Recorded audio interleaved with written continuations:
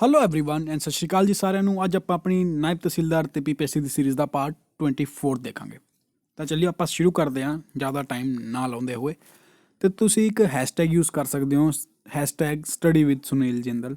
ਤੁਸੀਂ ਮੇਰੀ ਇਸ ਹੈਸ਼ਟੈਗ ਨਾਲ ਹੋਰ ਵੀ ਜ਼ਿਆਦਾ ਵੀਡੀਓਜ਼ ਜਿਹੜੀਆਂ ਦੇਖ ਸਕਦੇ ਹੋ, ਭਾਵੇਂ YouTube ਤੇ ਹੋਵੇ ਜਾਂ ਕਿਸੇ ਦੂਜੇ ਪਲੇਟਫਾਰਮ ਤੇ। ਤਾਂ ਚਲੋ ਅੱਜ ਦਾ ਵੀਡੀਓ ਸ਼ੁਰੂ ਕਰਦੇ ਹਾਂ ਆਪਾਂ ਫੁੱਲ ਐਨਰਜੀ ਦੇ ਨਾਲ। ਤੇ ਵੀਡੀਓ ਸ਼ੁਰੂ ਕਰਨ ਤੋਂ ਪਹਿਲਾਂ ਇੱਕ ਮੋਟੀਵੇਸ਼ਨ ਟਿਪ ਦਿੰਦਾ। ਮੰਨ ਲਓ ਜਿਹੜੀ ਤੁਹਾਡੀ ਅੱਜ ਦੀ ਪ੍ਰੈਜੈਂਟ ਸਿਚੁਏਸ਼ਨ ਹੈ ਨਾ, ਥੋੜ੍ਹਾ ਜਿਹਾ ਫਿਊਚਰ ਬਾਰੇ ਸੋਚੋ ਕਿ 2 ਜਾਂ 3 ਸਾਲ ਤੋਂ ਬਾਅਦ ਤੁਸੀਂ ਆਪਣੇ ਆਪ ਨੂੰ ਕਿੱਥੇ ਦੇਖਣਾ ਚਾਹੁੰਦੇ ਹੋ। ਕਿ ਤੁਸੀਂ ਇੱਥੇ ਹੀ ਜਿੱਥੇ ਬੈਠੇ ਹੋ ਉੱਥੇ ਹੀ ਰਹਿਣਾ ਚਾਹੁੰਦੇ ਹੋ ਜਾਂ ਕੁਛ ਵਧੀਆ ਅਚੀਵ ਕਰਨਾ ਚਾਹੁੰਦੇ ਹੋ ਆਪਣੀ ਲਾਈਫ ਦੇ ਵਿੱਚ।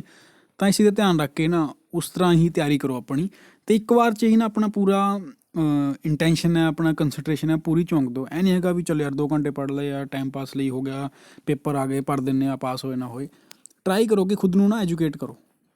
ਇਹ ਨਾ ਹੋਵੇ ਕਿ ਸਿਰਫ ਪੇਪਰ ਪਾਸ ਕਰਨ ਲਈ ਹੀ ਪੜ੍ਹਾਇਆ ਜਾਵੇ, ਕਿਉਂਕਿ ਜੇਕਰ ਤੁਸੀਂ ਐਜੂਕੇਟਡ ਹੋਵੋਗੇ, ਸਕਿੱਲਫੁਲ ਹੋਵੋਗੇ ਤਾਂ ਤੁਸੀਂ ਕੁਛ ਵੀ ਕਲੀਅਰ ਕਰ ਸਕਦੇ ਹੋ। ਤਾਂ ਐਗਜ਼ਾਮ ਤਾਂ ਬਹੁਤ ਛੋਟੀ ਮੋਟੀ ਚੀਜ਼ ਹੈ ਅਤੇ ਆ ਆਪਣੀ ਨਾ ਪੂਰੀ ਲਾਈਫ ਦੇ ਉੱਪਰ ਵੀ ਬੇਸ ਕਰਦੀਆਂ ਚੀਜ਼ਾਂ। ਅੱਜ ਦਾ ਪਹਿਲਾ ਕੁਐਸਚਨ ਦੇਖਦੇ ਹਾਂ ਆਪਾਂ। ਦਾ ਇੰਜ਼ਾਈਮ ਦੈਟ ਕਨਵਰਟਸ ਗਲੂਕੋਜ਼ ਟੂ ਇਥਾਈਲ ਐਲਕੋਹਲ। ਕਈ ਵਾਰ ਨਾ ਐਗਜ਼ਾਮ ਦੇ ਵਿੱਚ ਨਾ ਗਲੂਕੋਜ਼ ਦਾ ਫਾਰਮੂਲਾ ਪੁੱਛ ਲੈਂਦੇ ਨੇ, ਤਾਂ ਅੱਜ ਆਪਾਂ ਉਹ ਵੀ ਦੇਖ ਲਾਂਗੇ। ਅਤੇ ਪੁੱਛਿਆ ਹੈ ਕਿ ਗਲੂਕੋਜ਼ ਤੋਂ ਜਦੋਂ ਇਥਾਈਲ ਐਲਕੋਹਲ ਬਣਦਾ ਹੈ ਤਾਂ ਉਹਦੇ ਵਿੱਚ ਕਿਹੜਾ ਇੰਜ਼ਾਈਮ ਯੂਜ਼ ਹੁੰਦਾ ਹੈ। ਪਹਿਲੀ ਗੱਲ ਤਾਂ ਹੈਗੀ ਹੈ ਜੀ ਗਲੂਕੋਜ਼।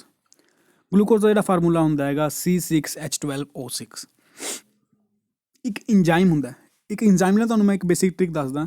ਜਦੋਂ ਵੀ ਕਿਸੇ ਚੀਜ਼ ਦੇ ਪਿੱਛੇ ASE ਲੱਗੂਗਾ ਨਾ, ਏਜ਼, ਤਾਂ ਬੇਸਿਕਲੀ ਉਹ ਇੱਕ ਇੰਜ਼ਾਈਮ ਹੀ ਆਉਂਦਾ ਹੈਗਾ। ਲੇਕਿਨ ਆਪਾਂ ਇਹਨਾਂ ਸਾਰਿਆਂ ਦੇ ਪਿੱਛੇ ਏਜ਼ ਲੱਗਿਆ ਹੋਇਆ ਤਾਂ ਆਪਾਂ ਇਸ ਚੀਜ਼ ਨਾਲ ਡਿਫਰੈਂਸ਼ੀਏਟ ਨਹੀਂ ਕਰ ਸਕਦੇ ਕਿ ਆਨਸਰ ਕੀ ਹੋਏਗਾ। ਲੇਕਿਨ ਕਈ ਵਾਰ ਕੀ ਹੁੰਦਾ ਨਾ, ਨਾਮ ਸਿੰਪਲ ਦਿੱਤੇ ਹੁੰਦੇ ਨੇ ਅਤੇ ਇਕੱਲਾ ਇੱਕ ਇਹੋ ਜਿਹਾ ਆਪਸ਼ਨ ਦਿੱਤਾ ਹੁੰਦਾ ਜਿਹਦੇ ਪਿੱਛੇ ਏਜ਼ ਲੱਗਿਆ ਹੁੰਦਾ, ਤਾਂ ਦੈਟ ਮੀਨਸ ਉਹ ਇੰਜ਼ਾਈਮ ਹੀ ਹੋਊਗਾ। ਅਤੇ ਕਿਹੜਾ ਇੰਜ਼ਾਈਮ ਹੈ ਜੀ? ਆਇਆ ਜ਼ਾਈਮੇਜ। ਤਾਂ ਆਨਸਰ ਕੀ ਹੋ ਜਾਊਗਾ? ਆਪਸ਼ਨ ਨੰਬਰ ਸੀ। ਜਿੱਦਾਂ ਹੀ ਗਲੂਕੋਜ਼ ਨਾਲ ਕੀ ਬਣ ਗਿਆ? ਇਥਾਈਲ ਐਲਕੋਹਲ ਬਣ ਗਿਆ ਹੈਗਾ। ਅਤੇ ਇਸ ਪ੍ਰੋਸੈਸ ਨੂੰ ਕਹਿੰਦੇ ਨੇ ਜੀ ਫਰਮੈਂਟੇਸ਼ਨ ਪ੍ਰੋਸੈਸ ਕਹਿੰਦੇ ਨੇ। ਉਸ ਤੋਂ ਬਾਅਦ ਹੈਗਾ ਦ ਮਿਨੀਮਮ ਨੰਬਰ ਆਫ ਜੱਜਿਸ of supreme court required for hearing any case involving interpretation of constitution is. ਥੋੜ੍ਹਾ ਜਿਹਾ ਲੰਬਾ ਕੁਐਸਚਨ ਹੈ, ਮੈਂ ਥੋੜ੍ਹਾ ਜਿਹਾ ਈਜ਼ੀ ਵੇ ਨਾਲ ਦੱਸਦਾ ਤੁਹਾਨੂੰ ਕਿ ਕਈ ਵਾਰ ਕੌਨਸਟੀਟਿਊਸ਼ਨ ਨੂੰ ਇੰਟਰਪ੍ਰੇਟ ਕਰਨ ਲਈ ਇੱਕ ਕੌਨਸਟੀਟਿਊਸ਼ਨਲ ਬੈਂਚ ਬਿਠਾਈ ਜਾਂਦੀ ਹੈ। ਤਾਂ ਉਸ ਬੈਂਚ ਦੇ ਵਿੱਚ ਬਣਨ ਲਈ ਘੱਟੋ ਘੱਟ ਕਿੰਨੇ ਜੱਜਿਸ ਹੋਣੇ ਜ਼ਰੂਰੀ ਨੇ? ਯਾਨੀ ਕਿ ਇੰਨੇ ਤਾਂ ਹੋਣੇ ਚਾਹੀਦੇ ਨੇ, ਇਹ ਤੋਂ ਜ਼ਿਆਦਾ ਵੀ ਹੋ ਸਕਦੇ ਨੇ। ਤਾਂ ਘੱਟੋ ਘੱਟ ਜਿਹੜੇ ਜੱਜ ਨੇ ਕੌਨਸਟੀਟਿਊਸ਼ਨ ਬੈਂਚ ਬਣਾਉਣ ਲਈ ਉਹ ਹੁੰਦੇ ਨੇ 5। ਅਤੇ ਆਨਸਰ ਕੀ ਹੋ ਜਾਊਗਾ ਜੀ? ਇਹਨੂੰ ਕਹਿੰਦੇ ਨੇ ਵੈਸੇ ਕੌਨਸਟੀਟਿਊਸ਼ਨਲ ਬੈਂਚ ਹੀ ਕਹਿੰਦੇ ਨੇ। ਜਿਵੇਂ ਤੁਸੀਂ ਕੇਸ਼ਵਾਨੰਦ ਭਾਰਤੀ ਬਾਰੇ ਸੁਣਿਆ ਹੋਣਾ ਕਿ ਜਿਹੜਾ ਬੇਸਿਕ ਸਟਰਕਚਰ ਆਫ ਕੌਨਸਟੀਟਿਊਸ਼ਨ ਹੈ, ਉਸ ਬੈਂਚ ਦੇ ਵਿੱਚ ਨਾ 13 ਜੱਜਿਸ ਬੈਠੇ ਸੀਗੇ ਅਤੇ 7/6 ਰੇਸ਼ੋ, ਯਾਨੀ ਕਿ 7 ਨੇ ਯੈਸ ਕੀਤਾ ਸੀ, 6 ਨੇ ਨੋ ਕੀਤਾ ਸੀਗਾ। ਤਾਂ 7/6 ਦੀ ਰੇਸ਼ੋ ਦੇ ਵਿੱਚ ਜਿਹੜਾ ਮਤਾ ਜਿਹੜਾ ਪਾਸ ਹੋਇਆ ਸੀਗਾ। ਤਾਂ ਇਹਦਾ ਮਤਲਬ ਕੀ ਹੈ ਕਿ 5 ਤਾਂ ਘੱਟੋ ਘੱਟ ਹੋਣੇ ਚਾਹੀਦੇ ਨੇ। ਕੁਐਸਚਨ ਦੇ ਵਿੱਚ ਵੀ ਉਹੀ ਪੁੱਛਿਆ ਕਿ ਮਿਨੀਮਮ ਨੰਬਰ, ਤਾਂ ਆ ਜਾਂਦੇ ਜੀ 5। ਇਸੇ ਇੱਕ ਬੈਂਚ ਨੂੰ ਆਪਾਂ ਕੌਨਸਟੀਟਿਊਸ਼ਨ ਬੈਂਚ ਕਹਾਂਗੇ। ਅਤੇ ਇੱਕ ਚੀਜ਼ ਹੋਰ ਇਹਦੇ ਵਿੱਚ ਇੰਪੋਰਟੈਂਟ ਹੈਗੀ, ਜਦੋਂ ਵੀ ਕੌਨਸਟੀਟਿਊਸ਼ਨ ਦੀ ਇੰਟਰਪ੍ਰੀਟੇਸ਼ਨ ਲਈ ਆਪਾਂ ਗੱਲ ਕਰਾਂਗੇ, ਸੁਪਰੀਮ ਕੋਰਟ ਜਾਵਾਂਗੇ, ਤਾਂ ਉਹਨੂੰ ਵੀ ਕੀ ਕਿਹਾ ਜਾਊਗਾ ਜੀ? ਸੁਪਰੀਮ ਕੋਰਟ ਦੀ ਐਪੀਲੇਟ ਜੂਰੀਡਿਕਸ਼ਨ ਵਿੱਚ ਆਉਂਦਾ ਹੋਵੇ। ਅਤੇ ਨੈਕਸਟ ਕੁਐਸਚਨ 'ਤੇ ਜਾਣ ਤੋਂ ਪਹਿਲਾਂ ਜੇਕਰ ਸਬਸਕ੍ਰਾਈਬ ਨਹੀਂ ਕੀਤਾ ਤਾਂ ਸਬਸਕ੍ਰਾਈਬ ਜ਼ਰੂਰ ਕਰਿਓ ਜੀ। PDF ਤੁਹਾਨੂੰ ਟੈਲੀਗ੍ਰਾਮ 'ਤੇ ਮਿਲੇਗੀ ਅਤੇ ਕੋਈ ਕੁਐਰੀ ਆ ਤਾਂ ਤੁਸੀਂ ਮੈਨੂੰ ਸੋਸ਼ਲ ਮੀਡੀਆ ਪਲੇਟਫਾਰਮ 'ਤੇ ਪੁੱਛ ਸਕਦੇ ਹੋ। ਤਿੰਨਾਂ ਦੇ ਲਿੰਕ ਮੈਂ ਡਿਸਕ੍ਰਿਪਸ਼ਨ ਦੇ ਵਿੱਚ ਪਾ ਦਿੱਤੇ, ਜਾ ਕੇ ਮੈਨੂੰ ਫੋਲੋ ਕਰੋ ਅਤੇ ਕੁਛ ਆਪਣੀ ਜਿਹੜੀ ਕੁਐਰੀ ਨੇ ਪੁੱਛ ਸਕਦੇ ਹੋ। ਨੈਕਸਟ ਹੈ ਜੀ ਕਿ ਜਦੋਂ ਵੀ ਕੋਲ ਨੂੰ ਜਲਾਉਂਦੇ ਆ, ਕੰਬਸ਼ਨ ਹੁੰਦਾ, ਪੈਟਰੋਲ ਦਾ ਹੁੰਦਾ, ਭਾਵੇਂ ਡੀਜ਼ਲ ਦਾ ਹੁੰਦਾ, ਉਹ ਕਿਸ ਚੀਜ਼ ਦਾ ਬੇਸਿਕ ਸੋਰਸ ਹੈ? ਕਿ ਉਹ ਵਾਟਰ ਪੋਲਿਊਸ਼ਨ ਕਰਦੇ ਨੇ, ਲੈਂਡ ਪੋਲਿਊਸ਼ਨ ਕਰਦੇ ਨੇ, ਏਅਰ ਪੋਲਿਊਸ਼ਨ, ਨੋਇਸ ਪੋਲਿਊਸ਼ਨ। ਚਲੋ ਇਸ ਕੁਐਸਚਨ ਦਾ ਆਨਸਰ ਦੇਣ ਤੋਂ ਪਹਿਲਾਂ ਨਾ ਮੈਂ ਇੱਕ ਨੋਇਸ ਪੋਲਿਊਸ਼ਨ ਬਾਰੇ ਗੱਲ ਕਰਦਾ। ਨੋਇਸ ਪੋਲਿਊਸ਼ਨ ਸਭ ਤੋਂ ਜ਼ਿਆਦਾ ਪਤਾ ਕਦੋਂ ਹੁੰਦੀ ਹੈ? ਜਦੋਂ ਏਰੋਪਲੇਨ ਜਾਂ ਜੈਟ ਪਲੇਨ ਚੱਲਦੇ ਨੇ ਨਾ, ਉਸ ਟਾਈਮ ਸਭ ਤੋਂ ਜ਼ਿਆਦਾ ਪੋਲਿਊਸ਼ਨ ਹੁੰਦਾ ਹੈ। ਆ ਜਿਹੜਾ ਟ੍ਰੈਫਿਕ ਦੇ ਵਿੱਚ ਹੌਰਨ ਵੱਜਦੇ ਨੇ, ਉਹ ਵੀ ਨੋਇਸ ਪੋਲਿਊਸ਼ਨ ਦਾ ਕਾਰਨ ਹੈ। ਜੇਕਰ ਮੈਂ ਸਭ ਤੋਂ ਵੱਡਾ ਕਾਰਨ ਪੁੱਛਾਂ ਤਾਂ ਹੀ ਹੁੰਦਾ ਹੈ ਜੀ, ਯਾਨੀ ਕਿ ਜਿਹੜੇ ਜੈਟ ਪਲੇਨਸ ਉੜਦੇ ਨੇ, ਇਹ ਸਭ ਤੋਂ ਜ਼ਿਆਦਾ ਨੋਇਸ ਪ੍ਰੋਡਿਊਸ ਕਰਦੇ ਨੇ। ਅਤੇ ਦੂਜੀ ਗੱਲ, ਜੇਕਰ ਤੁਸੀਂ ਦੇਖਿਆ ਹੋਣਾ ਬੜੀ ਬੜੀ ਇੰਡਸਟਰੀ ਦੇ ਵਿੱਚ ਜਦੋਂ ਕੋਲਾ ਜਲਦਾ ਹੈਗਾ ਤਾਂ ਕੀ ਕਰਦਾ ਜੀ? ਉਹ ਸਮੋਗ ਪ੍ਰੋਡਿਊਸ ਕਰਦਾ ਹੈਗਾ। ਅਤੇ ਕਿਹਨੂੰ ਜਾ ਕੇ ਆਹ ਦਿੱਕਤ ਕਰੇਗੀ? ਓਬਵੀਅਸ ਜੀ ਗੱਲ ਹੈ, ਆਹ ਏਅਰ ਨੂੰ ਦਿੱਕਤ ਕਰੇਗੀ। ਤਾਂ ਆਨਸਰ ਹੋ ਜਾਊਗਾ ਆਪਣਾ ਏਅਰ ਪੋਲਿਊਸ਼ਨ। ਉਸੇ ਸੇਮ ਤਰ੍ਹਾਂ 'ਤੇ ਜੀ ਪੈਟਰੋਲ, ਡੀਜ਼ਲ, ਇਹਨਾਂ ਦਾ ਵੀ ਜਦੋਂ ਕੰਬਸ਼ਨ ਹੁੰਦਾ ਹੈਗਾ ਤਾਂ ਇਹ ਏਅਰ ਪੋਲਿਊਸ਼ਨ ਹੀ ਕਰਦੇ ਨੇ। ਨੈਕਸਟ ਹੈਗਾ in which of the following scientific field Borlaug award is given. ਯਾਨੀ ਕਿ ਕਿਹੜੇ ਖੇਤਰ ਵਿੱਚ ਬੋਰਲੋਗ ਅਵਾਰਡ ਦਿੱਤਾ ਜਾਂਦਾ ਹੈਗਾ? ਮੈਡੀਸਨ, ਸਪੇਸ ਰਿਸਰਚ, ਐਗਰੀਕਲਚਰ ਜਾਂ ਐਟੋਮਿਕ ਫਿਜ਼ਿਕਸ। ਤੁਸੀਂ ਕਿਹੜਾ ਨਾਮ ਸੁਣਿਆ ਹੋਣਾ ਜੀ, ਨੋਰਮਨ ਬਾਰਲਗ। ਕੋਈ ਬੋਰਲੋਗ ਕਹਿੰਦਾ ਜੀ, ਕੋਈ ਬਾਰਲੋਗ। ਉਹ ਆਪਾਂ ਨੂੰ ਨਾਮ ਤੋਂ ਨਹੀਂ ਪ੍ਰੋਨਾਂਸੀਏਸ਼ਨ ਲੈਣਾ, ਆਪਾਂ ਨੂੰ ਪਤਾ ਹੋਣਾ ਚਾਹੀਦਾ ਵੀ ਬੰਦਾ ਕੌਣ ਸੀਗਾ। ਇਸ ਬੰਦੇ ਨੂੰ ਕੀ ਕਹਿੰਦਾ ਜੀ, ਫਾਦਰ ਆਫ ਗ੍ਰੀਨ ਰੈਵੋਲੂਸ਼ਨ ਕਿਹਾ ਜਾਂਦਾ ਹੈਗਾ। ਕਈ ਵਾਰ ਕੁਐਸਚਨ ਪੁੱਛ ਲੈਂਦੇ ਨੇ ਫਾਦਰ ਆਫ ਗ੍ਰੀਨ ਰੈਵੋਲੂਸ਼ਨ, ਤਾਂ ਆਨਸਰ ਆ ਜਾਊਗਾ ਨੋਰਮਨ ਬਾਰਲਗ। ਤੇ ਕਈ ਬੱਚੇ ਸੋਚ ਰਹੇ ਨੇ ਜੀ MS ਸਵਾਮੀਨਾਥਨ। ਆਹ ਹਲਕੀ ਜੀ ਕਨਫਿਊਜ਼ਨ ਹੈ, ਆਹ ਹੁਣ ਦੂਰ ਹੋ ਜੂਗੀ। ਉਹ ਕਿਵੇਂ? Father of green revolution in India. ਤੇ ਜੇ ਆਪਾਂ ਵਰਲਡ ਦੀ ਗੱਲ ਕਰਾਂਗੇ ਤਾਂ ਨੋਰਮਨ ਬਾਰਲਗ ਦਾ ਨਾਮ ਆਊਗਾ। ਜੇ ਇੰਡੀਆ ਦੀ ਗੱਲ ਕਰਾਂਗੇ ਕਿ ਉੱਥੇ ਗ੍ਰੀਨ ਰੈਵੋਲੂਸ਼ਨ ਦੇ ਫਾਦਰ ਕੌਣ ਨੇ, ਤਾਂ ਉਹ ਨੇ MS ਸਵਾਮੀਨਾਥਨ। ਤੇ ਇੰਨੀ ਗੱਲ ਕਰਕੇ ਜਿਹੜਾ ਮੈਂ ਦੱਸਿਆ ਤੁਹਾਨੂੰ ਕੁਐਸਚਨ ਆਨਸਰ ਤੁਹਾਨੂੰ ਪਤਾ ਲੱਗ ਗਿਆ ਹੈਗਾ। ਗ੍ਰੀਨ ਰੈਵੋਲੂਸ਼ਨ ਕਿਹਦੇ ਨਾਲ ਜਿਹੜਾ ਰਿਲੇਟ ਕਰਦੇ ਹਾਂ ਆਪਾਂ, ਉਹ ਕਰਦੇ ਹਾਂ ਜੀ ਆਪਾਂ ਐਗਰੀਕਲਚਰ ਦੇ ਨਾਲ। ਹੁਣ ਆਪਾਂ ਤਿੰਨ ਚੀਜ਼ ਦੇਖ ਲਈਆਂ। ਪਹਿਲੀ ਗੱਲ ਕਿ ਫਾਦਰ ਆਫ ਗ੍ਰੀਨ ਰੈਵੋਲੂਸ਼ਨ ਕਿਹਨੂੰ ਕਹਿੰਦੇ ਨੇ, ਉਸ ਤੋਂ ਬਾਅਦ ਕਿ father of green revolution in India ਕਿਹਨੂੰ ਕਹਿੰਦੇ ਨੇ, ਤੇ ਆ ਜਿਹੜਾ ਅਵਾਰਡ ਹੈ। ਯਾਨੀ ਕਿ ਕੁਐਸਚਨ ਨਾਲ ਆਪਾਂ ਤਿੰਨ ਚੀਜ਼ਾਂ ਦੇਖ ਲਈਆਂ। ਤੇ ਮੈਂ ਆਪਣੀ ਵੀਡੀਓਜ਼ ਦੇ ਵਿੱਚ ਜਿੰਨੀ ਆ, ਮੰਨ ਲਓ 24 ਪਾਰਟ ਆਪਣਾ, ਜਿੰਨੀ ਵੀ 1 ਤੋਂ 23 ਤੱਕ ਨੇ, ਟਰਾਈ ਕਰਦਾ ਹੈਗਾ ਕਿ ਜਿਹੜਾ ਕੁਐਸਚਨ ਪੁੱਛਾ ਉਹ ਤਾਂ ਦੱਸਾਂ ਹੀ ਦੱਸਾਂ, ਉਹਦੇ ਨਾਲ ਜਿੰਨੀ ਚੀਜ਼ਾਂ ਦੱਸ ਸਕਦਾ ਨਾ ਉਨੀ ਦੱਸਾਂ, ਤਾਂ ਕਿ ਤੁਸੀਂ ਬੇਸ਼ੱਕ ਆ ਸੀਰੀਜ਼ 500 ਕੁਐਸਚਨ ਦੀ ਹੈ, ਲੇਕਿਨ ਮੈਂ ਤੁਹਾਨੂੰ ਬਹੁਤ ਜ਼ਿਆਦਾ ਕੁਐਸਚਨ ਕਰਵਾ ਚੁੱਕਿਆ ਅਤੇ ਮਲਟੀਪਲਾਈ 2/3 ਕਰਾ ਚੁੱਕਿਆ ਤੁਹਾਨੂੰ ਮੈਂ। ਨੈਕਸਟ ਹੈ, which one of the following is not a biotic resource.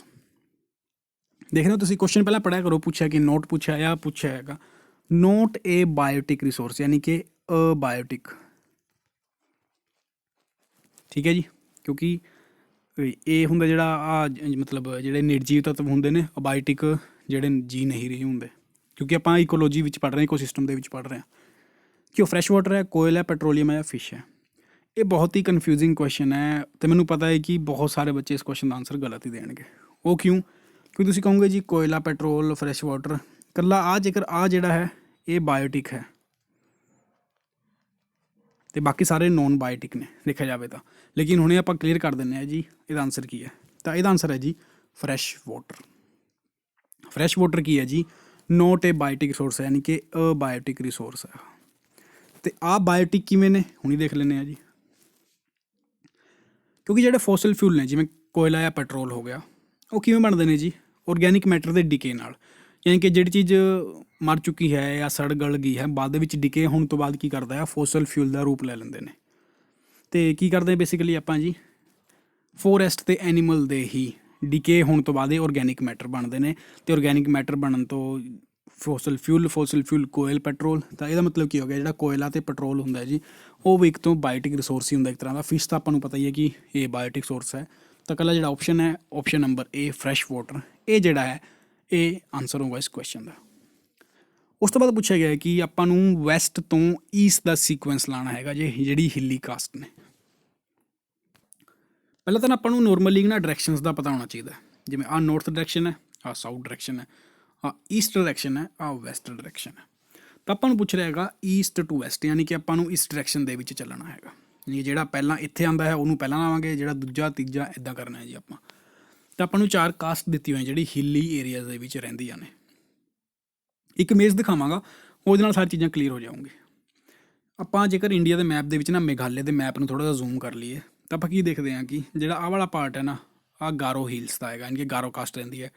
ਜਿਹੜਾ ਮਿਡ ਵਾਲਾ ਹੈ ਉਹ ਖਾਸੀ ਦਾ ਆ ਗਿਆ ਜੀ, ਅਤੇ ਜਿਹੜਾ ਸਾਈਡ ਵਾਲਾ ਹੈਗਾ ਇਹ ਆ ਜਾਂਦਾ ਹੈਗਾ ਜਯੰਤੀਆ ਦਾ। ਤਾਂ ਆਪਾਂ ਕੀ ਕਰਾਂਗੇ ਇਹਦੇ ਵਿੱਚ ਦੇਖਾਂਗੇ ਕਿ ਸਭ ਤੋਂ ਪਹਿਲਾਂ ਕੀ ਆਊਗਾ ਜੀ, ਗਾਰੋ, ਉਸ ਤੋਂ ਬਾਅਦ ਆਊਗਾ ਖਾਸੀ, ਫਿਰ ਆਊ ਜਯੰਤੀਆ, ਅਤੇ ਜਿਹੜਾ ਲਾਸਟ ਹੈ ਨਾਗਾ। ਬੇਸਿਕਲੀ ਇਹ ਕੀ ਕਰਦੇ ਨੇ ਜੀ, ਆਹ ਟਰਾਈਬ ਹੈ ਇਸ ਤਰਫ ਦੀ, ਯਾਨੀ ਕਿ ਥੋੜ੍ਹਾ ਬਹੁਤ ਨਾਗਾਲੈਂਡ, ਅਰੁਣਾਚਲ ਪ੍ਰਦੇਸ਼ ਵਾਲੀ ਸਾਈਡ ਆਪਾਂ ਨੂੰ ਦੇਖਣ ਨੂੰ ਮਿਲਦੀ ਹੈ। ਤਾਂ ਆਪਾਂ ਕੀ ਕਰਾਂਗੇ, ਕਿਉਂਕਿ ਉਹ ਇਹ ਤੋਂ ਬਾਅਦ ਹੀ ਆਉਂਦਾ ਨਾ ਜੀ, ਤਾਂ ਫਿਰ ਆਪਾਂ ਇਹਨੂੰ ਲਾ ਦਾਂਗੇ। ਤਾਂ ਦੈਟ ਮੀਨਸ ਕਿ GKJN ਕਿਹੜਾ ਹੈ ਜੀ? ਆਹ ਆ ਰਿਹਾ ਆਪਸ਼ਨ ਨੰਬਰ C, GKJN। ਤਾਂ ਆਪਣਾ ਜਿਹੜਾ ਆਨਸਰ ਹੋ ਜਾਊਗਾ ਕਰੈਕਟ। ਚਾਹੋ ਤਾਂ ਜੇ ਕਾਪੀ ਪੈਨ ਲੈ ਕੇ ਬੈਠਾ ਤਾਂ ਵਧੀਆ ਤਰੀਕਾ ਹੈ ਜੀ, ਕਿਉਂਕਿ ਆਹੀ ਮੇਰੇ ਹਿਸਾਬ ਨਾਲ ਤਾਂ ਐਫੀਸ਼ੀਐਂਟ ਤਰੀਕਾ ਆਹੀ ਹੈ। ਕਿਉਂਕਿ ਆਪਾਂ ਇੱਕ ਵਾਰ ਚੀਜ਼ ਪੜ੍ਹ ਤਾਂ ਲੈਂਦੇ ਹਾਂ ਬਟ ਰਿਵਾਈਜ਼ ਨਹੀਂ ਕਰ ਪਾਉਂਦੇ ਹੈਗੇ, ਅਤੇ ਆਪਾਂ ਬਹੁਤ ਕੁਛ ਪੜ੍ਹ ਲੈਂਦੇ ਹਾਂ ਬਟ ਰਿਵਾਈਜ਼ ਨਹੀਂ ਕਰਦੇ। ਐਗਜ਼ਾਮ 'ਚ ਜਾ ਕੇ ਉਲਟੀ ਥੋੜ੍ਹੀ ਨਾ ਕਰਨੀ ਆਪਾਂ ਵੀ ਹਾਂ ਜਿੰਨੀ ਨੌਲੇਜ ਆਪਾਂ ਗ੍ਰੈਬ ਕਰ ਲਈ ਹੈ ਵੀ ਜਾ ਕੇ ਉਲਟੀ ਕਰ ਦੇਣੀ ਪੇਪਰ ਦੇ ਵਿੱਚ, ਹਾਂਜੀ ਨੌਲੇਜ ਦੀ ਉਲਟੀ ਕਰਤੀ ਹੋ ਗਿਆ। ਇੱਦਾਂ ਨਹੀਂ ਹੁੰਦਾ ਹੈਗਾ। ਤੁਹਾਨੂੰ ਇੱਕ ਸ਼ਡਿਊਲ ਤਾਂ ਚਲੋ ਬਣਾਉਣਾ ਪੈਣਾ ਹੀ ਹੈ, ਲੇਕਿਨ ਜਿੰਨਾ ਪੜ੍ਹਦੇ ਹੋ ਨਾ ਰਿਵਾਈਜ਼ ਜ਼ਰੂਰ ਕਰਿਆ ਕਰੋ।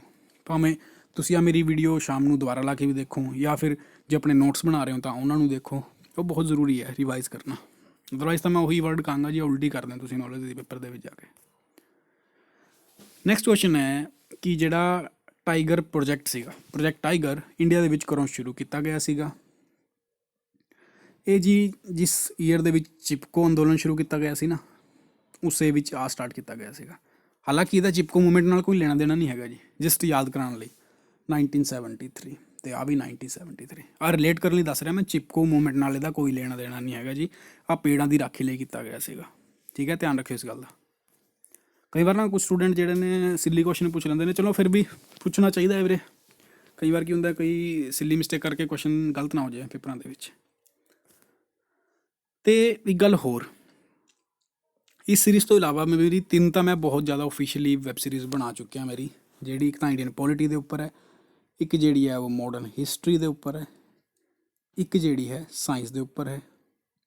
ਇਸ ਤੋਂ ਇਲਾਵਾ ਜੀ ਮੈਂ ਗੱਲ ਕਰਾਂ, ਉਹ ਇੱਕ ਮੈਂ ਈਕੋਸਿਸਟਮ ਦੇ ਉੱਪਰ ਬਣਾਈ ਹੋਈ ਹੈ, ਇੱਕ ਮੈਂ ਅਵਾਰਡਸ ਦੇ ਉੱਪਰ ਬਣਾਈ ਹੋਈ ਹੈ।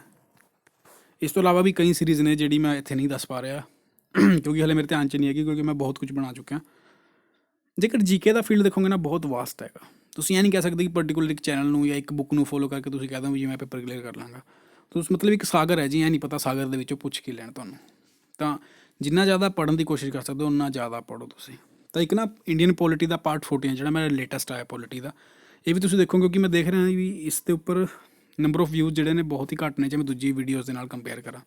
ਕੁਐਸਚਨ ਇਹਦਾ ਵਿੱਚੋਂ ਵੀ ਆਉਣਾ ਹੈ ਜੀ, ਐ ਨਾ ਸਮਝੋ ਕਿ ਜਿਹੜੀ ਮੈਂ ਸੀਰੀਜ਼ ਕਰ ਰਿਹਾ ਉਹਦੇ ਵਿੱਚ ਹੀ ਆਊਗਾ, ਉਹ ਤੋਂ ਬਾਹਰ ਨਹੀਂ ਆਊਗਾ, ਉਹ ਤੋਂ ਬਾਹਰ ਵੀ ਆਊਗਾ। ਤਾਂ ਇਹਦਾ ਨਾ ਇੱਥੇ ਆਈ ਬਟਨ ਆ ਰਿਹਾ ਹੋਊਗਾ, ਜਾ ਕੇ ਜ਼ਰੂਰ ਦੇਖਣਾ 14ਵਾਂ ਪਾਰਟ ਵੀ ਆਪਣਾ।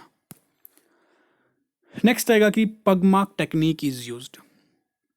ਪਗਮਾਰਕ ਟੈਕਨੀਕ ਹੁੰਦੀ ਹੈ ਜੀ ਇੱਕ ਕਿਸ ਚੀਜ਼ ਵਾਸਤੇ, ਜਿਹੜਾ ਵੀ ਐਨੀਮਲ ਹੈ ਜੰਗਲ ਦੇ ਵਿੱਚ ਚੱਲ ਰਿਹਾ ਹੈ, ਓਬਵੀਅਸ ਜੀ ਗੱਲ ਹੈ ਹਰ ਇੱਕ ਐਨੀਮਲ ਦਾ ਜਿਹੜਾ ਕੀ ਹੋਊਗਾ ਜੀ, ਇੱਕ ਆਪਣਾ ਇੰਡੀਵਿਜੂਅਲੀ ਡਿਸਟਿੰਕਟ ਜਿਹੜਾ ਹੈ ਪਗਮਾਰਕ ਹੋਊਗਾ। ਜਿਵੇਂ ਐਗਜ਼ਾਮਪਲ ਲਈ ਮੈਂ ਗੱਲ ਕਰਾਂ, ਆਹ ਪਗਮਾਰਕ ਹੈ, ਆਹ ਟਾਈਗਰ ਦਾ ਪਗਮਾਰਕ ਹੈ, ਆਹ ਮੇਲ ਟਾਈਗਰ ਹੈ, ਆਹ ਫੀਮੇਲ ਟਾਈਗਰ ਹੈ। ਤੁਸੀਂ ਦੇਖ ਰਹੇ ਹੋ ਦੋਨਾਂ ਵਿੱਚ ਡਿਫਰੈਂਸ ਤਾਂ ਹੈਗਾ, ਦੇਖੋ ਜੀ। ਤਾਂ ਇੱਦਾਂ ਹੀ ਜਦੋਂ ਆਪਾਂ ਐਨੀਮਲ ਟੂ ਐਨੀਮਲ ਵੈਰੀ ਕਰਦੇ ਰਹਾਂਗੇ ਤਾਂ ਉਹਨਾਂ ਦੇ ਪਗਮਾਰਕ ਦੀ ਜਿਹੜੀ ਆਪਾਂ ਨੂੰ ਪਤਾ ਲੱਗ ਜੂਗਾ ਕਿ ਆਹ ਵੱਖਰਾ ਜਿਹੜੀ ਹੈ ਇਹਦੀ ਡਿਸਟਿੰਕਟ ਹੈ, ਅਤੇ ਜੇਕਰ ਸੇਮ ਟਾਈਪ ਵੀ ਹੈ ਤਾਂ ਕਿੰਨੇ ਜ਼ਿਆਦਾ ਨੇ ਉਹ। ਤਾਂ ਇਸ ਤੋਂ ਆਪਾਂ ਕੀ ਕਰ ਸਕਦੇ ਹਾਂ, ਇੱਕ ਐਸਟੀਮੇਟ ਲਾ ਸਕਦੇ ਹਾਂ ਕਿ ਜਿਹੜੇ ਵੀ ਅੱਡ ਅੱਡ ਵੈਰੀਅਸ ਵਾਈਲਡ ਐਨੀਮਲ ਨੇ ਉਹਨਾਂ ਦੀ ਪੋਪੂਲੇਸ਼ਨ। ਕਈ ਵਾਰ ਨਾ ਬੋਲਦੇ ਬੋਲਦੇ ਕੁਛ ਹੋਰ ਹੀ ਨਿਕਲ ਜਾਂਦਾ ਮੂੰਹ ਚੋਂ। ਨੈਕਸਟ ਹੈਗਾ ਜੀ, ਐਂਪੇਅਰ ਇਜ਼ ਦਾ ਯੂਨਿਟ ਆਫ। ਐਂਪੇਅਰ ਕਿਸ ਚੀਜ਼ ਦੀ ਇਕਾਈ ਹੈ? ਵੋਲਟੇਜ ਦੀ, ਇਲੈਕਟ੍ਰਿਕ ਕਰੰਟ ਦੀ, ਰੈਜ਼ਿਸਟੈਂਸ ਦੀ ਜਾਂ ਪਾਵਰ ਦੀ। ਪਹਿਲਾਂ ਤਾਂ ਆਪਾਂ ਇੱਕ ਮੈਪ ਦੇਖਦੇ ਹਾਂ। ਬੇਸਿਕ ਐਸਆਈ ਯੂਨਿਟ ਨੇ, ਸਟੈਂਡਰਡ ਇੰਟਰਨੈਸ਼ਨਲ ਯੂਨਿਟ। ਆਹ 7 ਨੇ ਜਿਹੜੀਆਂ ਜੀ, ਇਹ ਤਾਂ ਬਹੁਤ ਹੀ ਇੰਪੋਰਟੈਂਟ ਨੇ ਕਿ ਲੈਂਥ ਨੂੰ ਆਪਾਂ ਮੀਟਰ ਦੇ ਵਿੱਚ ਮੈਜਰ ਕਰਦੇ ਹਾਂ। ਆਹ ਇੰਟਰਨੈਸ਼ਨਲੀ ਗੱਲ ਕਰ ਰਿਹਾ ਮੈਂ। ਮਾਸ ਨੂੰ, ਕਿਉਂਕਿ ਆਪਣੇ ਵਿੱਚ ਤਾਂ ਬਈ ਗੱਜ 'ਚ ਪਤਾ ਨਹੀਂ ਕਿੰਨੇ 'ਚ, ਇੰਚ 'ਚ, ਫੁੱਟ 'ਚ। ਜਿਹੜਾ ਇੰਟਰਨੈਸ਼ਨਲ ਹੈ ਜੀ ਉਹ ਮੀਟਰ ਹੈ, ਯਾਨੀ ਕਿ ਜਿਹੜਾ 1 ਮੀਟਰ ਇੰਡੀਆ ਦੇ ਵਿੱਚ ਮੰਨਿਆ ਜਾਊਗਾ ਉਹੀ ਅਮਰੀਕਾ ਦੇ ਵਿੱਚ ਮੰਨਿਆ ਜਾਊਗਾ। ਅਦਰਵਾਈਜ਼ ਜਿਹੜੀ ਦੇਸੀ ਕੀ ਹੋਰ ਟਰਮਸ ਨੇ ਉਹ ਤਾਂ ਹਰ ਥਾਂ ਅੱਡ ਹੀ ਹੁੰਦੀਆਂ ਨੇ। ਮਾਸ ਨੂੰ ਜਿਹੜਾ ਕਿਲੋਗ੍ਰਾਮ ਦੇ ਵਿੱਚ ਵੰਡਿਆ ਜਾਊਗਾ, ਟੈਂਪਰੇਚਰ ਨੂੰ ਕੈਲਵਿਨ ਦੇ ਵਿੱਚ। ਜੇ ਆਪਾਂ ਸੈਲਸੀਅਸ ਦੇ ਵਿੱਚ ਗੱਲ ਕਰਦੇ ਹਾਂ, ਫਾਰਨਹਾਈਟ ਦੇ ਵਿੱਚ ਗੱਲ ਕਰਦੇ ਹਾਂ। ਜੇਕਰ ਆਪਾਂ ਇੰਟਰਨੈਸ਼ਨਲੀ ਗੱਲ ਕਰਨਾ ਹੈ ਤਾਂ ਕੈਲਵਿਨ ਦੇ ਵਿੱਚ ਗੱਲ ਕਰ ਸਕਦੇ ਹਾਂ। ਟਾਈਮ ਨੂੰ ਆਪਾਂ ਸੈਕਿੰਡ ਦੇ ਵਿੱਚ ਕਰਾਂਗੇ। ਉਸ ਤੋਂ ਬਾਅਦ ਹੈ ਅਮਾਊਂਟ ਆਫ ਜਿਹੜਾ ਸਬਸਟੈਂਸ ਹੈ ਉਹਨੂੰ ਮੋਲ ਦੇ ਵਿੱਚ ਕਰਾਂਗੇ। ਇਲੈਕਟ੍ਰਿਕ ਕਰੰਟ ਨੂੰ ਐਂਪੇਅਰ ਦੇ ਵਿੱਚ ਕਰਾਂਗੇ। ਸ਼ਾਇਦ ਤੁਹਾਡੇ ਦਿਮਾਗ 'ਤੇ ਹੁਣ ਆ ਗਿਆ ਹੋਵੇ ਵੀ ਐਂਪੇਅਰ ਬਾਰੇ ਪੁੱਛਿਆ ਸੀਗਾ, ਤਾਂ ਆਨਸਰ ਕੀ ਹੋ ਜਾਊਗਾ ਆਪਣਾ ਇਲੈਕਟ੍ਰਿਕ ਕਰੰਟ। ਜੇ ਲਿਊਮੀਨਸ ਇੰਟੈਂਸਿਟੀ ਬਾਰੇ ਆਹ ਗੱਲ ਕਰਾਂਗੇ ਆਪਾਂ ਕੰਡੇਲਾ ਦੇ ਵਿੱਚ। ਅਤੇ ਆਹ ਇਹਨਾਂ ਸਾਰਿਆਂ ਦੇ ਸਿੰਬਲ ਨੇ ਜੀ। ਮੀਟਰ ਦਾ ਐਮ ਹੈ, ਕੇਜੀ ਦਾ, ਕਿਲੋਗ੍ਰਾਮ ਦਾ ਕੇਜੀ ਹੈ, ਕੈਲਵਿਨ ਦਾ ਕੇ, ਸੈਕਿੰਡ ਦਾ ਐਸ, ਮੋਲ ਦਾ ਐਮ ਓ ਐਲ, ਅਤੇ ਐਂਪੇਅਰ ਦਾ ਕੈਪੀਟਲ ਏ, ਅਤੇ ਇੱਥੇ ਸੀ ਡੀ। ਹੁਣ ਆਪਾਂ ਇੱਕ ਚੀਜ਼ ਨਾ ਹੋਰ ਧਿਆਨ ਨਾਲ ਦੇਖਦੇ ਹਾਂ, ਜੇ ਆਪਾਂ ਐਂਪੇਅਰ ਨੂੰ ਯਾਦ ਰੱਖ ਸਕਦੇ ਹਾਂ। ਆਪਾਂ ਸਾਰੇ ਆਪਣੇ ਘਰੇ ਮੋਬਾਈਲ ਚਾਰਜ ਕਰਦੇ ਹਾਂ ਨਾ ਜੀ। ਅੱਜ ਇੱਕ ਕੰਮ ਕਰਿਓ, ਆਪਣਾ ਚਾਰਜਰ ਚੱਕ ਕੇ ਦੇਖਿਓ ਅਤੇ ਉੱਥੇ ਬਹੁਤ ਕੁਝ ਲਿਖਿਆ ਹੁੰਦਾ ਹੈਗਾ। ਅਤੇ ਜੇਕਰ ਆਪਾਂ ਉੱਤੇ ਹਾਈਲਾਈਟ ਕਰਨ ਵਾਲੀ ਚੀਜ਼ ਦੇਖਾਂ ਨਾ, ਤੁਸੀਂ ਆਹ ਦੇਖੋਗੇ ਹਰ ਇੱਕ ਦੇ ਉੱਪਰ ਨਾ ਆਪਣੀ ਆਪਣੀ ਪਾਵਰ ਲਿਖੀ ਹੁੰਦੀ ਹੈ ਚਾਰਜਰ ਦੇ ਉੱਪਰ। ਤਾਂ ਤੁਸੀਂ ਦੇਖ ਰਹੇ ਹੋ ਨਾ ਇੱਥੇ ਲਿਖਿਆ ਹੋਇਆ ਏ, ਆਹ ਦੇਖੋ ਏ ਲਿਖਿਆ ਹੋਇਆ, ਤਾਂ ਐਂਪੇਅਰ ਨੂੰ ਹੀ ਦੱਸ ਰਿਹਾ ਹੈਗਾ। ਦੈਟ ਮੀਨਸ ਕੀ ਹੈ, ਇਲੈਕਟ੍ਰਿਕ ਕਰੰਟ ਦੀ ਹੈ। ਬੇਸਿਕਲੀ ਮੈਂ ਤੁਹਾਨੂੰ ਯਾਦ ਰੱਖਣ ਲਈ ਦੱਸਿਆ ਹੈ ਕਿ ਯਾਦ ਰਹਿ ਜਾਏ ਜੇਕਰ ਐਗਜ਼ਾਮ ਦੇ ਵਿੱਚ ਆਵੇ ਤਾਂ। ਉਸ ਤੋਂ ਬਾਅਦ ਹੈ ਇਹਨਾਂ ਵਿੱਚੋਂ ਕਿਸ ਨੂੰ ਦਕਸ਼ਿਣ ਗੰਗੋਤਰੀ ਕਿਹਾ ਜਾਂਦਾ ਹੈ? ਦਕਸ਼ਿਣ ਗੰਗੋਤਰੀ, ਦਕਸ਼ਿਣ ਗੰਗਾ ਨਹੀਂ ਬੋਲ ਰਿਹਾ ਮੈਂ, ਦਕਸ਼ਿਣ ਗੰਗੋਤਰੀ ਬੋਲ ਰਿਹਾ। ਤਾਂ ਆਨਸਰ ਕੀ ਹੋ ਜਾਊਗਾ? ਆਪਸ਼ਨ ਨੰਬਰ ਏ। ਤਾਂ ਗਲਤ ਹੈ ਜੀ, ਆਨਸਰ ਨੰਬਰ ਏ ਗਲਤ ਆਪਸ਼ਨ ਇਹਦਾ ਹੈਗਾ। ਕਿਉਂਕਿ ਕਾਵੇਰੀ ਨੂੰ ਵੀ ਸਾਊਥ ਦੀ ਗੰਗਾ ਕਿਹਾ ਜਾਂਦਾ ਹੈਗਾ, ਲੇਕਿਨ ਆਪਾਂ ਇੱਥੇ ਗੱਲ ਕਰ ਰਹੇ ਹਾਂ ਦਕਸ਼ਿਣ ਗੰਗੋਤਰੀ ਦੀ। ਗੰਗਾ ਦੀ ਗੱਲ ਨਹੀਂ ਕਰ ਰਹੇ, ਗੰਗੋਤਰੀ ਦੀ। ਤਾਂ ਆਨਸਰ ਕੀ ਇਹਦਾ ਜੀ? ਆਹ ਇੰਡੀਆ ਦਾ ਨਾ ਫਸਟ ਕੀ ਸੀਗਾ, ਐਂਟਾਰਕਟਿਕ ਦੇ ਵਿੱਚ ਰਿਸਰਚ ਸਟੇਸ਼ਨ ਸੀਗਾ। ਆਪਸ਼ਨ ਨੰਬਰ ਸੀ। ਦਕਸ਼ਿਣ ਗੰਗੋਤਰੀ ਬਾਰੇ ਪੜ੍ਹ ਲਿਆ ਜੀ ਆਪਾਂ, 1983 ਦੇ ਵਿੱਚ ਸਟਾਰਟ ਕੀਤਾ ਸੀਗਾ। ਉਸ ਤੋਂ ਬਾਅਦ ਕੀ ਕੀਤਾ? ਸੈਕਿੰਡ ਗਿਆ ਮੈਤਰੀ, ਜਿਹੜਾ 89 ਦੇ ਵਿੱਚ ਗਿਆ। ਉਸ ਤੋਂ ਬਾਅਦ ਜਿਹੜਾ ਸਭ ਤੋਂ ਹੁਣ ਜੇ ਆਪਾਂ ਕਹੀਏ ਨਿਊਐਸਟ ਕਹੀਏ, ਲੇਟੈਸਟ ਕਹੀਏ, ਉਹ ਗਿਆ ਹੋਇਆ ਜੀ 2012 ਤੋਂ ਭਾਰਤੀ ਕਰਕੇ। ਤਾਂ ਆਨਸਰ ਕੀ ਹੈ ਇਹਦਾ? ਆਪਸ਼ਨ ਨੰਬਰ ਸੀ, ਇੰਡੀਆਜ਼ ਫਸਟ ਐਂਟਾਰਕਟਿਕ ਰਿਸਰਚ ਸਟੇਸ਼ਨ। ਉਸ ਤੋਂ ਬਾਅਦ ਹੈ which of the following state of India has an international boundary with on 3 side. ਯਾਨੀ ਕਿ ਕਿਹੜਾ ਇੰਡੀਆ ਦਾ ਸਟੇਟ ਹੈਗਾ, ਰਾਜ ਹੈਗਾ ਜਿਹਦੀ ਤਿੰਨੋਂ ਸਾਈਡ ਕੀ ਕਰਦੀਆਂ ਨੇ ਜੀ, ਇੰਟਰਨੈਸ਼ਨਲ ਬਾਉਂਡਰੀ ਸ਼ੇਅਰ ਕਰਦੇ ਨੇ। ਨੈਸ਼ਨਲ ਬਾਉਂਡਰੀ ਦਾ ਮਤਲਬ ਹੈਗਾ ਕਿ ਹਰ ਇੱਕ ਸਟੇਟ ਨੈਸ਼ਨਲ ਬਾਉਂਡਰੀ ਤਾਂ ਸ਼ੇਅਰ ਕਰਦਾ ਹੀ ਕਰਦਾ ਜੀ ਕਿਸੇ ਹੋਰ ਸਟੇਟ ਨਾਲ। ਜਿਵੇਂ ਆਪਾਂ ਪੰਜਾਬ ਦੀ ਗੱਲ ਕਰ ਲੈਂਦੇ ਹਾਂ, ਉੱਪਰ ਲੱਗ ਜਾਂਦਾ ਜੰਮੂ ਕਸ਼ਮੀਰ ਨਾਲ, ਇੱਧਰ ਹਰਿਆਣਾ ਨਾਲ ਲੱਗ ਜਾਂਦਾ, ਥੱਲੇ ਰਾਜਸਥਾਨ ਨਾਲ ਲੱਗ ਜਾਂਦਾ। ਤਾਂ ਆਪਾਂ ਹੁਣ ਗੱਲ ਕਰ ਰਹੇ ਹਾਂ ਜੀ ਕਿ ਇੰਟਰਨੈਸ਼ਨਲ ਬਾਉਂਡਰੀ। ਆਹ ਦੇਖੋ ਜੀ, ਜੇ ਮੈਂ ਨੌਰਥ ਈਸਟ ਵੱਲ ਲੈ ਜਾਵਾਂ ਤੁਹਾਨੂੰ, ਆਹ ਜਿਹੜੇ ਸਟੇਟਸ ਨੇ ਨਾ, ਇਹਨਾਂ ਵਿੱਚੋਂ ਇੱਕ ਸਟੇਟ ਹੈ ਜਿਹਦਾ ਨਾਮ ਹੈ ਤ੍ਰਿਪੁਰਾ। ਆਹ 3 ਤਰ੍ਹਾਂ ਤੋਂ ਨਾ ਜਿਹੜਾ ਹੈਗਾ ਬੰਗਲਾਦੇਸ਼ ਨਾਲ ਘਿਰਿਆ ਹੋਇਆ ਹੈਗਾ, ਠੀਕ ਹੈ। ਅਤੇ ਇੱਧਰੋਂ ਆਸਮ ਨਾਲ ਮਿਲਦਾ ਅਤੇ ਮਿਜ਼ੋਰਮ ਨਾਲ। ਚਲੋ ਨੈਸ਼ਨਲ ਬਾਉਂਡਰੀ ਤਾਂ ਆਸਮ ਮਿਜ਼ੋਰਮ ਨਾਲ ਹੋ ਗਈਆਂ, ਲੇਕਿਨ ਇਹ ਗੱਲ ਕਰ ਰਿਹਾ ਸੀਗਾ ਵੀ 3 ਸਾਈਡ ਤੋਂ ਨਾ ਇੰਟਰਨੈਸ਼ਨਲ ਬਾਉਂਡਰੀ ਨਾਲ ਘਿਰਿਆ ਹੋਇਆ। ਤਾਂ ਉਹ ਤੁਸੀਂ ਸਾਫ਼-ਸਾਫ਼ ਦੇਖ ਪਾ ਰਹੇ ਹੋ, ਬੰਗਲਾਦੇਸ਼ ਦੇ ਨਾਲ ਘਿਰਿਆ ਹੋਇਆ। ਇਹਦਾ ਨਾਮ ਹੈਗਾ ਜੀ ਤ੍ਰਿਪੁਰਾ। ਅਤੇ ਹਲਕਾ ਜਿਹਾ ਮੈਪ 'ਤੇ ਹੋਰ ਨਿਗਾਹ ਮਾਰ ਲੈਂਦੇ ਹਾਂ ਜੀ। ਮੈਨੂੰ ਪਤਾ ਤੁਸੀਂ ਵੀ ਜ਼ਿਆਦਾ ਦੇਖਦੇ ਨਹੀਂ ਹੋਣੇ ਮੈਪ, ਜੋ ਮੈਂ ਦੱਸ ਦਿੰਦਾ ਉਹੀ ਦੇਖ ਲੈਂਦੇ, ਉਹ ਤੋਂ ਵੱਧ ਨਹੀਂ ਦੇਖਦੇ। ਕਈ ਵਾਰ ਨਾ ਇਹਨੂੰ ਸਟੇਟਸ ਨੂੰ ਨਾ ਅਰੇਂਜ ਵਿੱਚ ਕਰਨ ਦੇ ਬਾਰੇ ਪੁੱਛ ਲੈਂਦੇ ਨੇ।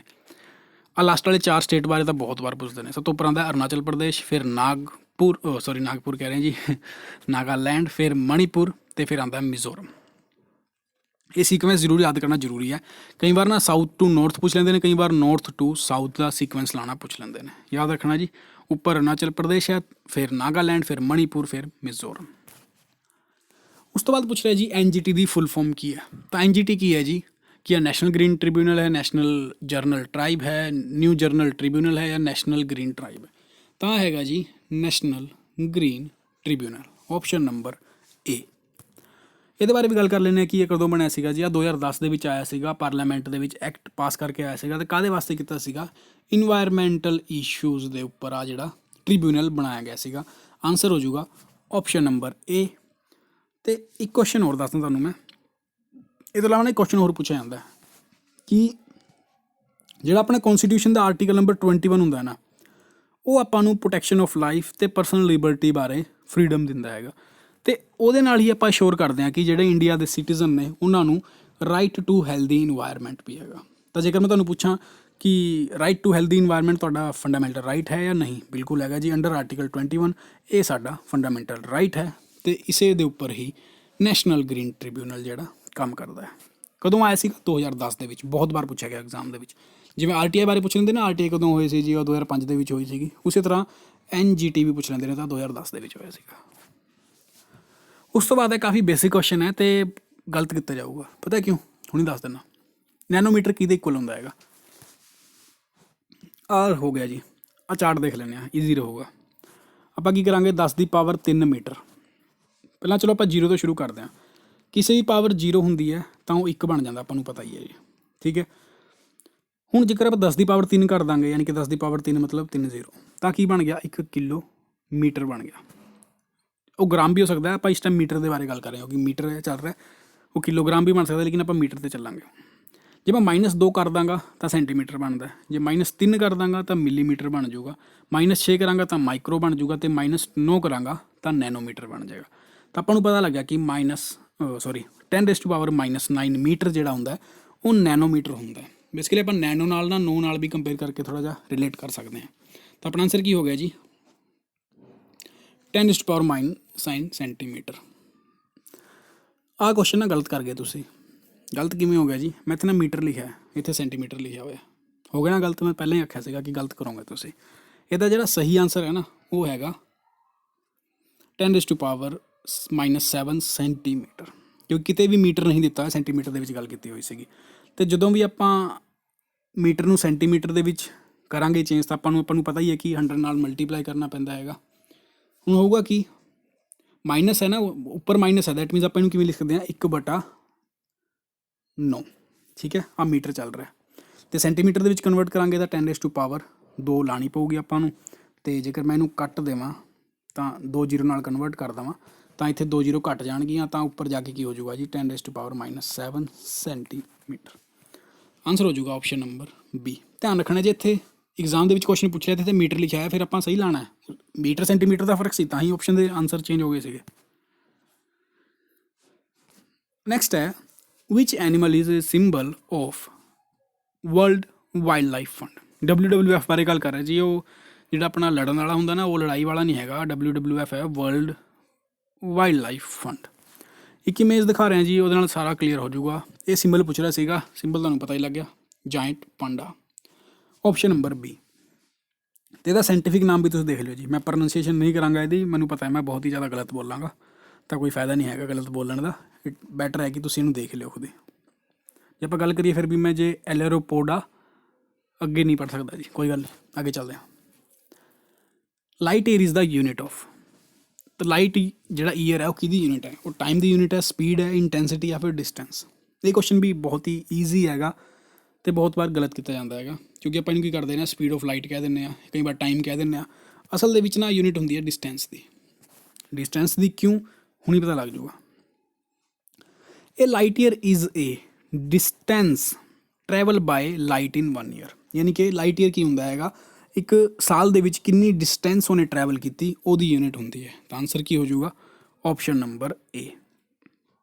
ਅਤੇ ਜੇ ਮੈਂ ਸਪੀਡ ਆਫ ਲਾਈਟ ਪੁੱਛਾਂ ਤਾਂ ਤੁਹਾਨੂੰ ਪਤਾ ਹੀ ਹੈ ਜੀ, 3 × 10⁸ ਮੀਟਰ ਪਰ ਸੈਕਿੰਡ। ਯਾਨੀ ਕਿ 1 ਸੈਕਿੰਡ ਦੇ ਵਿੱਚ ਉਹ ਇੰਨਾ ਮੀਟਰ ਜਿਹੜਾ ਹੈ ਟਰੈਵਲ ਕਰ ਲੈਂਦਾ ਹੈਗਾ। ਤਾਂ ਆਨਸਰ ਕੀ ਹੋ ਜਾਊਗਾ ਆਪਣਾ? Option number A, distance. I hope ਤੁਹਾਨੂੰ ਅੱਜ ਦੇ ਜਿੰਨੇ ਵੀ ਕੁਐਸਚਨ ਸੀਗੇ ਕਲੀਅਰ ਹੋਏ ਹੋਣੇ। ਹਾਲਾਂਕਿ ਮੈਂ ਚਾਹ ਰਿਹਾ ਸੀਗਾ ਕਿ ਕੁਐਸਚਨ ਦੇ ਨੰਬਰ ਵਧਾ ਦਾਂ, ਲੇਕਿਨ ਆਪਣੀ ਵੀਡੀਓ ਫਿਲਹਾਲ ਹੀ ਜਿਹੜਾ 21-22 ਮਿੰਟ ਦੀ ਬਣ ਚੁੱਕੀ ਹੈ। ਜੇ ਮੈਂ ਕੁਐਸਚਨ ਨੰਬਰ ਆਫ 30 ਕਰ ਦਾਂਗਾ ਨਾ, ਤਾਂ ਆਪਣੀ ਵੀਡੀਓ ਨਾ 1 ਘੰਟੇ ਦੀ ਬਣ ਜਾਊਗੀ ਜੀ। ਅਤੇ ਮੇਰੇ ਹਿਸਾਬ ਨਾਲ ਨਾ ਥੋੜ੍ਹੀ ਜਿਹੀ ਉਹ ਬੋਰਿੰਗ ਸਾਊਂਡ ਹੋਏਗੀ। ਤੁਸੀਂ 1 ਘੰਟੇ ਲਈ ਨਾ ਆਪਣੀ ਕੰਸਨਟ੍ਰੇਸ਼ਨ ਬਣਾ ਕੇ ਨਹੀਂ ਰੱਖ ਸਕਦੇ ਹੈਗੇ, ਜਿੱਥੇ ਤੱਕ ਮੈਨੂੰ ਲੱਗਦਾ। ਕੱਲ੍ਹ ਮੈਂ ਇੱਕ ਉਹ ਵੀ ਪਾਇਆ ਸੀਗਾ, ਪੋਲ ਵੀ ਪਾਇਆ ਸੀਗਾ ਕਿ ਤੁਸੀਂ ਦੱਸੋ ਨੰਬਰ ਆਫ ਕੁਐਸਚਨ ਵਧਾਵਾਂ ਜਾਂ ਨਾ ਵਧਾਵਾਂ। ਤਾਂ ਹੁਣ ਤੁਸੀਂ ਦੇਖ ਲਓ ਵੀ 15 ਕੁਐਸਚਨ ਦੇ ਲਈ ਆਪਾਂ ਨੂੰ 20 ਤੋਂ 25 ਮਿੰਟ ਲੱਗ ਰਹੇ ਨੇ ਅੱਜ ਕੱਲ੍ਹ, ਕਿਉਂਕਿ ਮੈਂ ਤੁਹਾਨੂੰ ਸਿਰਫ ਕੁਐਸਚਨ ਦੇ ਆਨਸਰ ਨਹੀਂ ਦੱਸ ਰਿਹਾ, ਨਾਲ ਨਾਲ ਹੋਰ ਵੀ ਬਹੁਤ ਚੀਜ਼ਾਂ ਦੱਸਦਾ। ਤਾਂ ਹਲੇ ਵੀ ਜੇ ਤੁਸੀਂ ਚਾਹੁੰਦੇ ਹੋ ਮੈਂ ਨੰਬਰ ਆਫ ਕੁਐਸਚਨ ਇਨਕਰੀਜ਼ ਕਰਾਂ ਤਾਂ ਦੱਸ ਦਿਓ ਜੀ, ਆਪਾਂ ਕਰ ਦਾਂਗੇ ਉਸ ਹਿਸਾਬ ਨਾਲ। ਜੇ ਵੀਡੀਓ ਚੰਗੀ ਲੱਗੇ ਤਾਂ ਲਾਈਕ ਜ਼ਰੂਰ ਕਰਿਓ ਅਤੇ ਸ਼ੇਅਰ ਵੀ ਕਰੋ ਆਪਣੇ ਸਟੱਡੀ ਗਰੁੱਪ ਦੇ ਵਿੱਚ। Thank you, thanks for watching. ਜਲਦੀ ਮਿਲਾਂਗੇ ਨਈ ਵੀਡੀਓ ਦੇ ਨਾਲ। ਜੈ ਹਿੰਦ।